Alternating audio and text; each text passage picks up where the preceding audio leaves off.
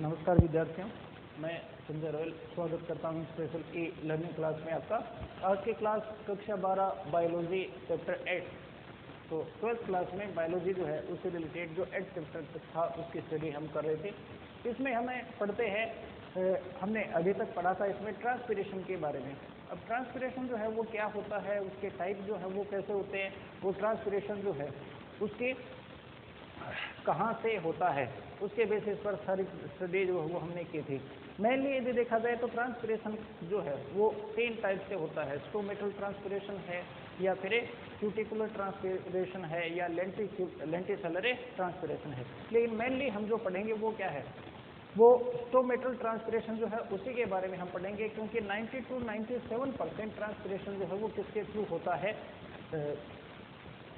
इन्हें स्टोमेटा के थ्रू ही होता है। स्टोमेटा जो है वो प्रेजेंट होते हैं कहाँ पर, लीफ की सरफेस पर। स्टोमेटा के स्ट्रक्चर में पढ़ा था, स्टोमेटा जो है वो सिल्ट पोर होते हैं, पतली दरार के रूप में पाए जाने वाले छेद होते हैं, जिनके बाहर की तरफ गार्ड सेल्स होते हैं। गार्ड सेल जो है वो दिन के समय टर्जिड कंडीशन में आते हैं तो स्टोमेटा ओपन होते हैं, और जब ये फ्लैसिड कंडीशन में आते हैं रात के समय तो स्टोमेटा जो है वो क्लोज हो जाते हैं। अब स्टोमेटा के ओपन और क्लोज होने के लिए गार्ड सेल जो है वो रिस्पॉन्सिबल होते हैं, या गार्ड सेल की जो टर्जिडिटी है वो रिस्पॉन्सिबल होती है। लेकिन ये टर्जिड अवस्था में क्यों आती हैं, उसका कारण क्या होता है, उसकी जो मैकेनिज्म है वो समझने के लिए अलग अलग जो थ्योरीज वगैरह दी गई हैं उनको हम पढ़ रहे थे, जिसमें एक स्टार्च शुगर हाइपोथेसिस थी, जिसके अकॉर्डिंग दिन के समय जो है वो स्टार्च कन्वर्ट होता है शुगर में, शुगर वाटर में सोल्यूबल होती है, उसके कारण से इसमें ओपी जो है पराचरण दाब जो है वो बढ़ जाता है, और उसके कारण से जल सहायक कोशिकाओं से द्वार कोशिकाओं में आता है, और द्वार कोशिकाएं स्थित अवस्था में आती हैं जिससे रंध्रे खुल जाते हैं।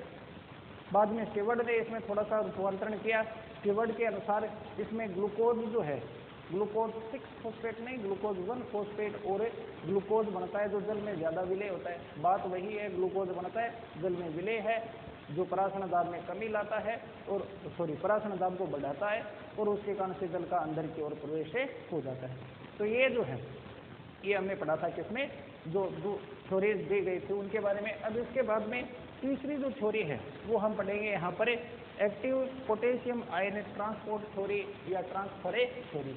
तो ट्रांसपोर्ट या ट्रांसफर एक ही बात है। अब इसके अनुसार यदि हम देखें तो active potassium ion transport theory जो है वो क्या करती है उसमें देखें। Active potassium ion transport theory shows या describe that why या which reason responsible for the turbidity of a guard cell। इसके अकॉर्डिंग यदि हम देखें तो गार्ड सेल में जो चेंजेस आते हैं उनको एक ऑर्डर में ध्यान में रखना है, या ऑर्डर के अकॉर्डिंग उनको ध्यान में रखें। अब पहले हम बात करते हैं डे टाइम की, जब स्टोमेटा ओपन होते हैं तो ओपन कैसे होते हैं उसकी बात करें। जब डे टाइम है स्टोमेटा ओपन होंगे तो उससे पहले स्टोमेटा जो है वो क्लोज है। अब एक क्लोज स्टोमेटा ओपन किस कंडीशन में होगा तो उसमें देखें, क्लोज स्टोमेटा है तो उसमें गार्ड सेल जो है वो क्या है, फ्लैसिड कंडीशन में। अब ये जो है वो टर्जिड कंडीशन में कैसे आएगी उसकी बात करते हैं। तो उसका कारण है डे टाइम। डे टाइम पर जब लीफ या ये जो स्टोमेटा होते हैं इनके आसपास की जो गार्ड सेल्स होती हैं उनके ऊपर क्या गिरता है, लाइट गिरती है। तो लाइट की प्रेजेंस में फोटोसिंथेसिस होती है, और फोटोसिंथेसिस होने के कारण से CO2 का यूटिलाइजेशन होता है, और CO2 कंसंट्रेशन जो है वो लो होती है। लो CO2 कंसंट्रेशन पर pH जो है वो हाई हो जाती है, और उसके कारण से ABA जो है वो इनएक्टिव हो जाता है। ABA एक प्लांट ग्रोथ हार्मोन है जो एक इनहिबिटिंग टाइप का हार्मोन होगा, इसके बारे में भी हम पढ़ेंगे अगली जो यूनिट है उसमें। तो ABA एब्सिसिक अम्ल इनएक्टिव होता है, और उस कंडीशन में स्टार्च जो है वो कन्वर्ट होता है मैलिक एसिड में। तो सीधी सी बात यह कह सकते हैं, शुरुआत यहाँ से करें। दिन के समय प्रकाश संश्लेषण के कारण से बनने वाला जो स्टार्च है वो मैलिक अम्ल में परिवर्तित होता है, और अम्ल जो है वो हमेशा ही वियोजित होकर क्या प्रदान करते हैं, सीधा सा है ध्यान में, अम्ल H+ आयन प्रदान करते हैं। तो मैलिक अम्ल H+ आयन जो है वो देगा, या ये डिकम्पोज हो जाएगा किसमें, प्रोटॉन या H+ ion and A mallet ion. तो मैलेट और हाइड्रोजन आयन जो है उनका फॉर्मेशन ये करता है। अब हाइड्रोजन आयन कंसंट्रेशन यहाँ बढ़ती है तो हाइड्रोजन आयन यहाँ से यहाँ यानी from guard cell to subsidiary cell इसमें एंटर होते हैं, और उसके बदले में पोटेशियम आयन जो है वो सब्सिडियरी सेल से आते हैं कहाँ पर, गार्डे सेल में। यही पोटेशियम आयन का ट्रांसपोर्ट होता है, और ये पोटेशियम आयन जो भीतर आते हैं वो क्या करते हैं, मेलेट से रिएक्शन कर देते हैं या मेलेट से जुड़ जाते हैं और बनाते हैं पोटेशियम मेलेट। तो पोटेशियम मेलेट का ये फॉर्मेशन करेंगे, और यह पोटेशियम मेलेट जो है वो वाटर में सोल्यूबल होता है। वाटर में सोल्यूबल है, इसका मतलब ये किसका काम कर रहा है, सोल्यूट का। तो सोल्यूबल होने के कारण से ये सोल्यूट का काम करता है, और उसके कारण से सोल्यूट जो है वो इंक्रीज होता है। और ये चीज़ हमने पढ़ी है, सोल्यूट पर डिपेंड करता है ऑस्मोटिक प्रेशर। इसके कारण से सोल्यूट की कंसंट्रेशन बढ़ने के कारण से, सोल्यूट कंसंट्रेशन बढ़ने के कारण से ओपी जो है वो भी क्या होता है, इंक्रीज हो जाता है। अब ओपी यहाँ का इंक्रीज होता है, तो ओपी वैल्यू यहाँ की तो हो गई हाई, और बदले में सब्सिडियरी सेल जो है उसकी ओपी वैल्यू जो है वो क्या हो गई, लो। और हमेशा ही जल के अणु जो है वो क्या होते हैं, लो ओपी से हाई ओपी की ओर आते हैं। यानी यहाँ पर होता है एंड ओस्मोसिस। तो एंड ओस्मोसिस की प्रोसेस होगी, और इस एंड ओस्मोसिस के कारण से वाटर मॉलिक्यूल अंदर इंटर होंगे, और वाटर मॉलिक्यूल के अंदर इंटर होने के कारण से सेल जो है वो किस कंडीशन में आ जाएगी, टर्जिड कंडीशन में, और स्टोमेटा जो है वो क्या हो जाएगा, ओपन। तो इन चीज़ों को इसी रूप में, इसी ऑर्डर में ध्यान में रखें। इन डे टाइम या at day time the process of photosynthesis occurs in a guard cell by which CO2 concentration lower. CO2 की कंसंट्रेशन जो है वो उसमें कमी आती है। So the ABA abscisic acid comes in inactive state या becomes inactive by which starch decompose into malic acid या starch convert into malic acid and malic acid convert into hydrogen ion and potassium hydrogen ion and a malate ion. Hydrogen ion goes to subsidiary cells and potassium ion enters into guard cells. Potassium ion react with malate ion and made forms potassium malate that is soluble in water या act as a solute. Solute concentration increases by which OP also increases या osmotic pressure increases of a guard cells. Water molecule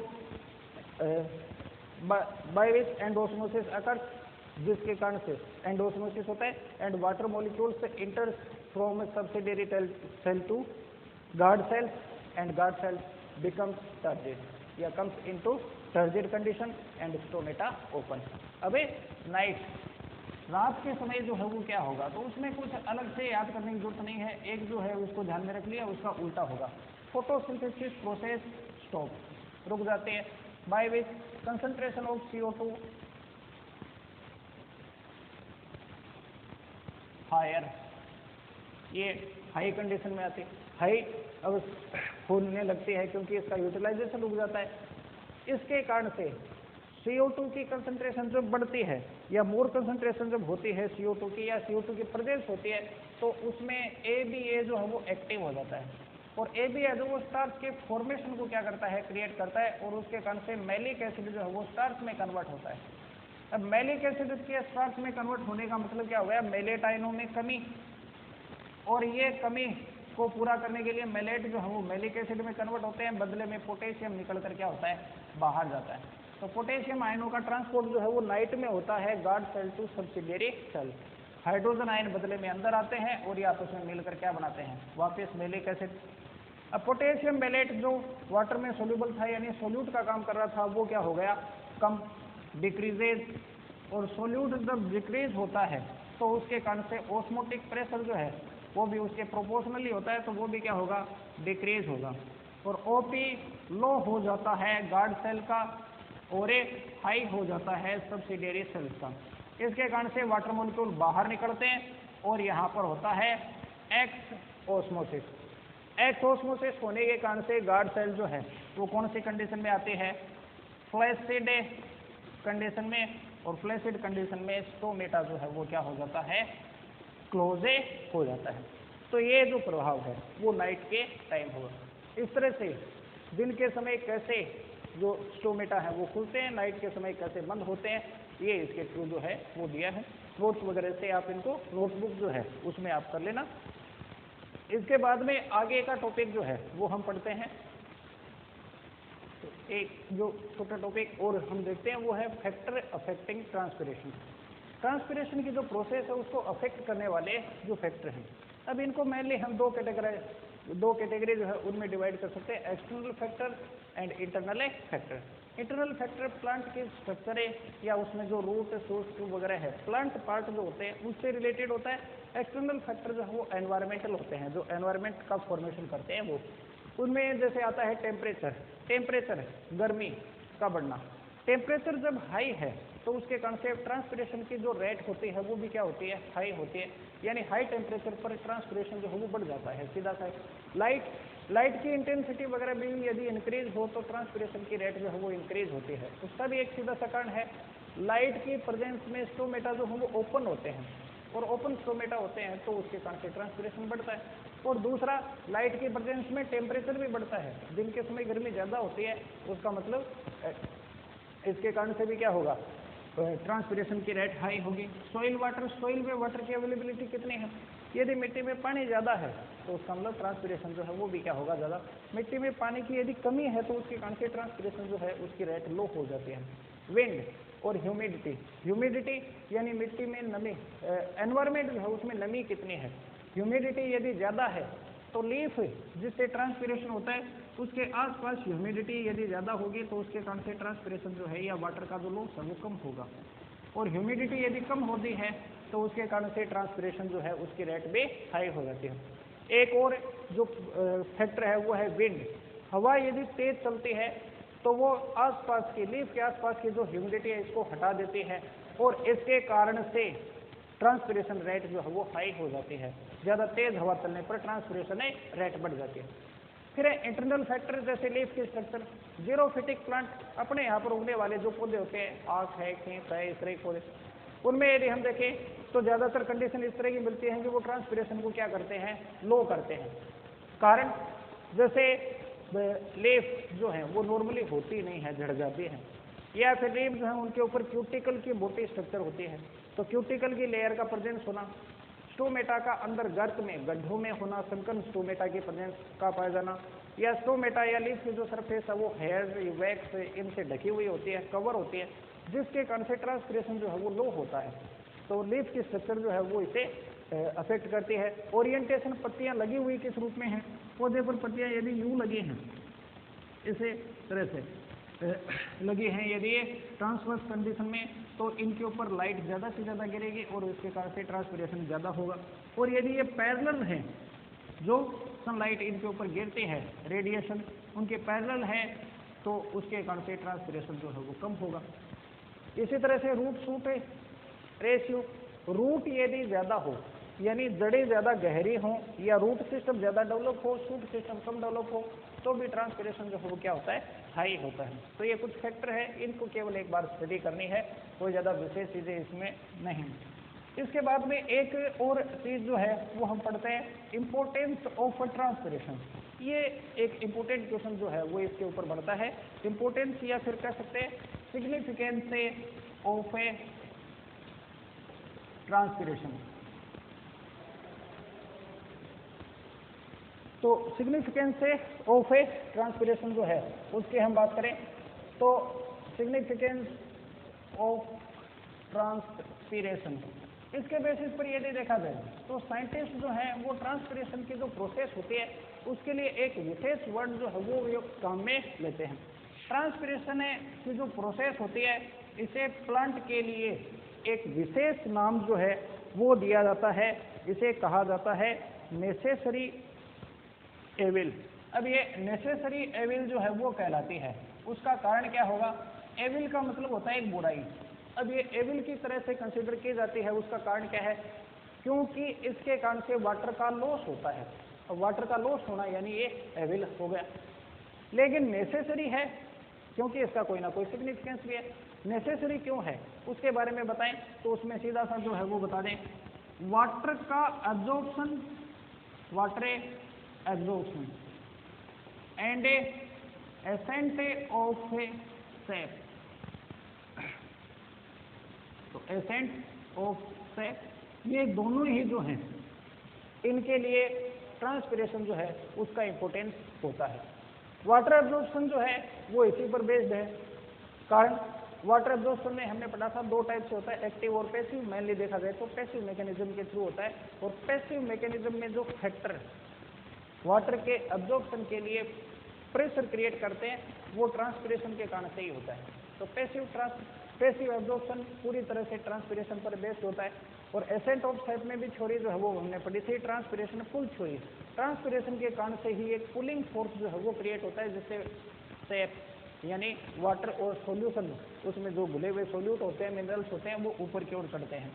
इसके अलावा ion positive या फिर negative ion है, वो metallic ion जो है, मेटेलिक आयन का एब्जॉर्प्शन जो है वो भी किस रूप में होता है, मेटेलिक हो नॉन मेटेलिक हो कोई से भी हो, आयनों का अवशोषण जो है या फिर absorption of ion also depend on A transpiration. उनके लिए जो फोर्स चाहिए वो ट्रांसपिरेशन के कारण से आता है। इसके अलावा टेम्परेचर को मेंटेन करते हैं, maintain the temperature of a leaf. Temperature के कारण से लीफ ट्रांसपिरेशन के कारण से लीफ का जो टेम्परेचर है वो क्या रहता है, कम रहता है, जिससे पत्ती जो है वो थोड़ी ठंडी बनी रहती है, जिससे उसमें होने वाली प्रोसेसेस वगैरह जो है वो सही तरीके से होती रहें। और इसके अलावा एक्सेस वाटर जो होता है प्लांट में, यदि पानी की ज़्यादा मात्रा हो गई है तो उस एक्सेस वाटर का लॉस जो है वो भी किसके थ्रू होता है, ट्रांसपिरेशन के थ्रू ही होगा। अब इसके बाद में ट्रांसपिरेशन जो है उसमें रिलेटेड सारी चीज़ें जो है वो हमने पढ़ ली, सिग्निफिकेंस ऑफ ट्रांसपिरेशन वगैरह जो है वो भी पढ़ लिया। अब इसके बाद में दो छोटे छोटे और टॉपिक जो है वो इसमें आते हैं। हमने इस चैप्टर में 3 टॉपिक जो है वो एक तरह से पढ़े हैं। एक ट्रांसपिरेशन जो मेन टॉपिक था अपना, उसके बाद में एक और प्रोसेस जो है वो होती है गटेशन के प्रोसेस, और एक गटेशन जो है उसके बाद में एक और प्रोसेस जो है लास्ट में छोटा सा पॉइंट जो है वो हम पढ़ेंगे, वो है ब्लीडिंग। अब यहाँ पर ये गटेशन, ट्रांसपिरेशन, ब्लीडिंग वगैरह जो हैं वो हम किन्हें कहेंगे उनकी हम बात करते हैं या इनको कंपेराइज करते हैं। तो पहली चीज़ ये देखिए ट्रांसपिरेशन। ट्रांसपिरेशन में हमने पढ़ा था वाटर जो है उसका लॉस होता है। ये वाटर जो है वो क्या होता है, सिक्रेट होता है, लेकिन किस फॉर्म में, वेपर की फॉर्म में, यानी गैसियस स्टेट में। गटेशन में भी क्या होगा, वाटर का सिक्रेशन होगा या वाटर बाहर की ओर निकलेगा, लेकिन किस फॉर्म में, लिक्विड। ये लिक्विड स्टेट में बाहर की ओर निकलेगा, किसके रूप में, छोटी छोटी ड्रॉप्स जो होते हैं उनके रूप में, बूंदों के रूप में ये बाहर निकलता है। और ब्लीडिंग जो है इसमें सॉल्यूशन जो होता है यानी वाटर और उसके साथ में जो सोल्यूट वगैरह होते हैं वो एक साथ जो है वो निकलते हैं। अब ट्रांसपिरेशन जो है वो मेनली यदि देखा जाए तो किन के थ्रू होता है, स्टोमेटा, लीफ स्टोमेटा जो होते हैं उनके थ्रू। गटेशन जो है वो होता है हाइड्रेथोड बोलते हैं इसको, इसके थ्रू ये होता है। अब हाइड्रेथोड जो है, हाइड्रेथोड जो है वो कहते हैं जलरंध्र को, क्या होता है अभी हम पढ़ेंगे। और ये जो है वो किसके थ्रू होता है, जो कट वगैरह लग जाते हैं प्लांट पर उनके थ्रू होता है। अब ट्रांसपिरेशन को हम पढ़ चुके हैं, गटेशन जो है इसके बारे में देखें। गटेशन इसे बिंदु स्राव कहते हैं। हमें सुबह सुबह सर्दियों वगैरह में देखें, दूब वगैरह के ऊपर घूमने जाते हैं या फिर खेत वगैरह में जाते हैं सुबह सुबह, तो पत्तियों के जो किनारे होते हैं बाजरे वगैरह के या दूसरे पौधों के, उनके किनारों पर पानी की बूंदें जमी हुई दिखते हैं, जिनको हम ओस की बूंदें कहते हैं। वो जो ओस की बूंदें आती हैं वो हमेशा पत्तियों के किनारों पर होती हैं। तो लीफ के जो मार्जिन हैं, खास तौर से वहाँ पर जहाँ पर वेन की एंडिंग होती है, यहाँ पर इन जगहों पर हाइडेथोड जो है वो प्रेजेंट होते हैं, और हाइडेथोड जो है वो छोटे छोटे छेद से होते हैं। यूँ कह सकते हैं जैसे ये एपिडर्मिस है, इस एपिडर्मिस में बीच में एक जगह पर छेद रह गया और यही हाइडेथोड है। इसके जस्ट नीचे पेरेन्काइमेटस टिश्यू का पूरा एक ग्रुप होता है जिसे हम एपिथेम कहते हैं, और इसके नीचे की तरफ जाइलम वेन जो है उनकी एंडिंग होती है लास्ट में। तो इस तरह से ये आपस में साथ में जुड़े हुए रहते हैं। अब यहाँ पर ये वेन जो है, लीफ की जो पतली वेन है वो लास्ट में किससे जुड़ी है? स्टेम से, ब्रांच से, स्टेम, और लास्ट में किससे? रूट से। रूट जो है वो सोइल में जो वाटर होता है उसको एब्जॉर्ब करता है, और उसके कारण से जाइलम में जो पूरा कॉलम है, वाटर कॉलम, उसके ऊपर एक पॉजिटिव प्रेशर क्रिएट होता है जिसको हम क्या कहते हैं? Root pressure. अब ये रूट प्रेशर जो क्रिएट होगा तो उसके कारण से जाइलम वेसल जो है उसमें पानी चढ़ेगा, और लास्ट में ये किनारे यहाँ पर एंड होते हैं, जाइलम यहाँ एंड हो जाता है। तो इनसे जो वाटर है, वाटर की जो छोटी छोटी ड्रॉपलेट हैं वो एपिथेम को पार करते हुए यहाँ पर आते हैं और यहाँ से बाहर निकलते हैं, और फिर ये धीरे धीरे जमा होते हैं। गर्मियों में भी ये निकलते हैं, लेकिन गर्मियों में तो जैसे ही छोटी सी बूंदें बाहर आती हैं वो वेपर के रूप में बाहर निकल जाते हैं या भाप बन जाते हैं। लेकिन सर्दियों में ये क्या होंगी? यहाँ पर जम जाएंगे, और जमकर ये एक बड़ी बूंद के रूप में जो है वो दिखाई देने लगेगी। यही ड्रॉपलेट जो है वो क्या है? ओस की बूंदें कहलाती है, और यही प्रोसेस जो है वो क्या है? गटेशन। तो पहली चीज यहाँ पर गटेशन जो है वो हम कहेंगे किसे? तो उसके रूप में यदि हम देखें तो सीधा सा है, गटेशन हो गया loss of water from margin of leaf, leaf margin से वाटर का loss, loss of water in the vapour form from a aerial part of a plant, that is transpiration. Plant के एरियल पार्ट से होता है, vapour form में loss of water in the form of micro drops, micro droplets, या in the form, in the liquid form from leaf margin called guttation. ये होता है हाइडेथोड के कारण से। हाइडेथोड तो छोटे छोटे छेद होते हैं, नीचे एपिथेम होता है उनके कारण से, और इसके लिए जो प्रेशर चाहिए वो क्रिएट होता है रूट प्रेशर के थ्रू। और इसके बाद में लास्ट में जो एक छोटा सा टॉपिक है वो है ब्लीडिंग। ब्लीडिंग यानी खून का निकलना, ये कह सकते हैं। हमारे कट लग जाता है तो खून आने लगता है, क्योंकि हमारे शरीर में जो वेन हैं, आर्टरीज हैं, उनके अंदर जो ब्लड वेसल्स हैं, उन वेसल्स में क्या है? ब्लड फ्लो कर रहा है लगातार, और जब ये कट जाता है तो वो बाहर निकलने लगता है। इसी तरह से प्लांट जो होते हैं उनमें भी वेसल और ट्रेकेड यानी जाइलम जो है वो लगातार फैले हुए रहते हैं, और उनमें वाटर और उसमें सोल्यूबल जो चीज़ें होती हैं वो लगातार घूमती रहती हैं प्लांट में, एक जगह से दूसरी जगह पर जाती रहती हैं।